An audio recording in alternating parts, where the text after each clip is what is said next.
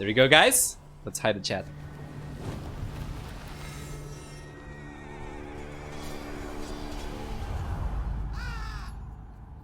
Some events leave a deep mark on history, but none on the land. This is the site of the Battle of Hastings. After almost 1,000 years, no traces of the bloody conflict can be seen. But here, the fate of England turned. It's where a king was killed, and his victor claimed the throne.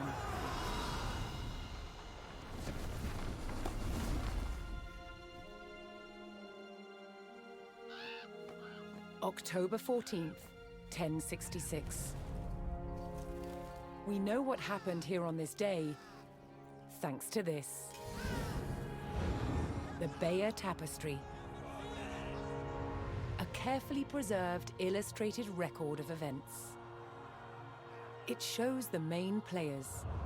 Harold, the newly crowned Anglo-Saxon King of England, and his challenger, William, Duke of Normandy. William claimed the previous king had promised him the crown. So, he assembled an army and prepared to sail to England to fight King Harold for the throne. But a storm thwarted his plans. Meanwhile, Harold discovered that a Viking invasion had landed in the north. Another threat to his crown. So he raced to fight them. In France, William waited for the right conditions to sail across the Channel to England.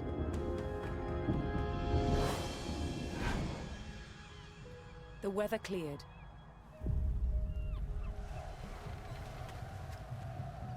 He seized his chance.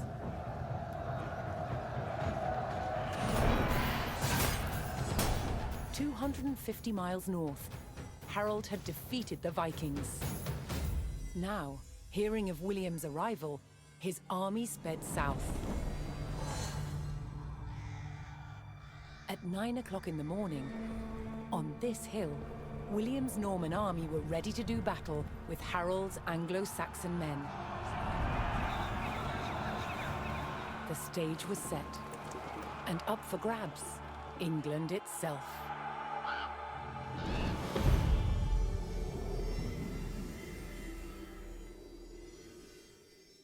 I just love these movies. I just love them.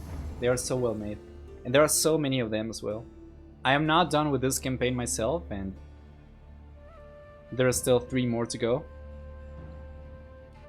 So let's see.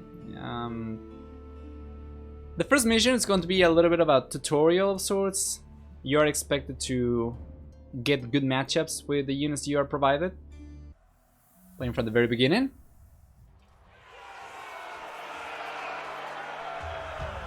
On October 14th, 1066, William of Normandy stood ready for battle at the base of a hill. The high ground belonged to King Harold of England and his Anglo-Saxon army. Here, on this hilltop, the fate of England would be decided. So yeah, we are thrown in this very, very beautiful position, uphill. Oh, I do not control these units, right? I only start with these guys. Alright, we are just going to select the hero as well. These are going to be 2. Okay. We can only get these though. Oh, now we can control William's these. Norman army made the first charge, launching a direct assault on the shield wall. Oh yeah, you can inspire as well. You can bring this guy over and bow, get inspired. Though William's army fought fiercely against the shield wall, it would not yield. As one man fell, another took his place. Overlapping shields in tight formation made for a near impenetrable barrier. Realizing his army could not break the shield wall, William called for a retreat. Let's go back, let's go back, let's go back. William's feigned retreat was working. The Anglo-Saxon army broke their shield wall formation, leaving gaps for William to make a move. Alright. With Harold's men no longer in shield wall formation, William could pick them off as they charged. There we go.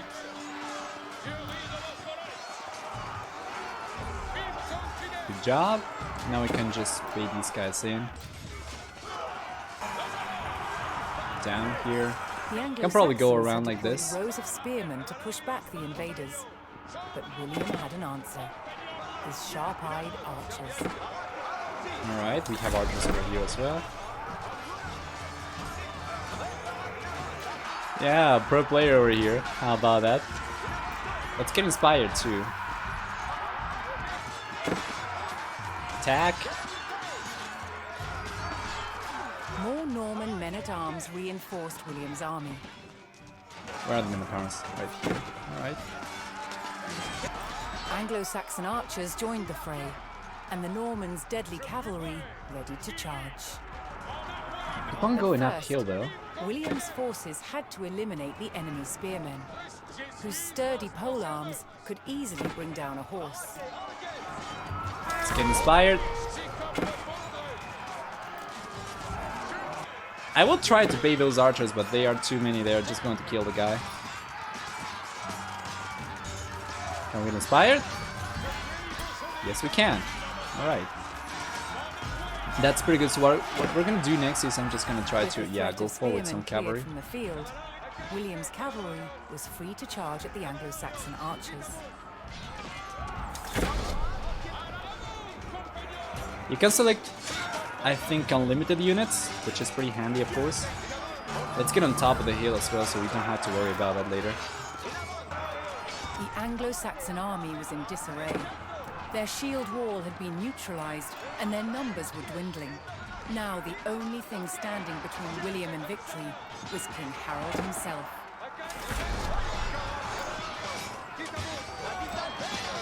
Alright, we gotta take on this guy. King Harold. Can we take on him right away? Took to the field. Holy crap, we can't. That's a tanky guy. The last of Harold's men encircled their king, prepared to lay down their lives to save his. 1v1, here, right now. Come on. Coward!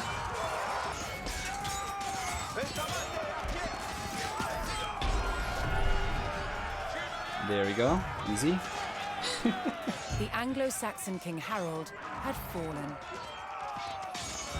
In the confusion, some loyal soldiers fought to the death, while others scattered in panic.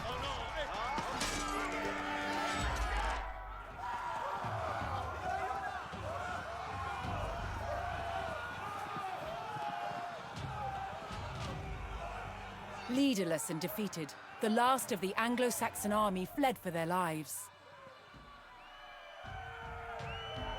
The Normans celebrated victory over the English king, but William's quest to rule England was just beginning. Okay, that's pretty good. Yeah, that introduces you to the mechanics very subtly, as they tell you, you know, send your horsemen against the archers. Try to break the army away. Try to get a good surround, all that stuff. Do you want me to see go through the campaign, or do you want to see me fail? Because I can switch this over to hard. So yeah, there's also a story difficulty mode over here for anybody who just wants to experience the campaigns and does not want to be too challenged by the AI and just wants to take their time, you know, and stuff. So whenever you finish a mission, you unlock some items. So this, the Norman Conqueror, I think, Conquest, there we go, is the video that we saw earlier. And then there is a history page over here, which is going to teach you a little bit of history. So besides the history page over here and the intro video for the actual mission, usually you unlock also an additional piece of content. So let's take a look at this Building a Castle video real quick. At Guédelon in France, to understand how castles were constructed, they're building one from scratch, using just the tools and materials of the medieval age. It's a 25-year project, the world's biggest archaeological experiment.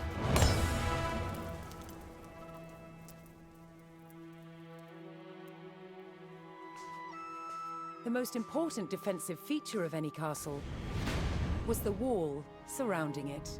Castle walls had to be incredibly thick in order to resist attack and absorb the impact of projectiles fired from trebuchets. The curtain wall was over 20 feet deep, interspersed with towers. In earlier Norman castles, they were square. But while on crusade, European knights saw that eastern towers were round. They realized that eliminating corners not only made them stronger, but also provided a better view of the surrounding landscape. Completing the walls will take some 30,000 tons of sandstone. Transport costs in the Middle Ages were incredibly expensive. So having a good supply of local stone close to the castle was vital. To extract it from the quarry, first a row of holes is hand-drilled. Once all the holes are ready, I'm ready to put in the iron wedges, and I'm ready to split it open by hitting very hard on each wedge with a big sledgehammer. The stone is split into usable blocks, then transported using horsepower and human effort. This treadwheel crane can lift up to half a ton. The walls are built like sandwiches. On the outside, you have facing walls built from better quality stones. And the inside, the rubble cores, they're built with softer stones and other offcuts from the quarry. And they're built up in layers with a very thick, coarse mortar. This ingenious method makes the walls better able to withstand hits from a trebuchet.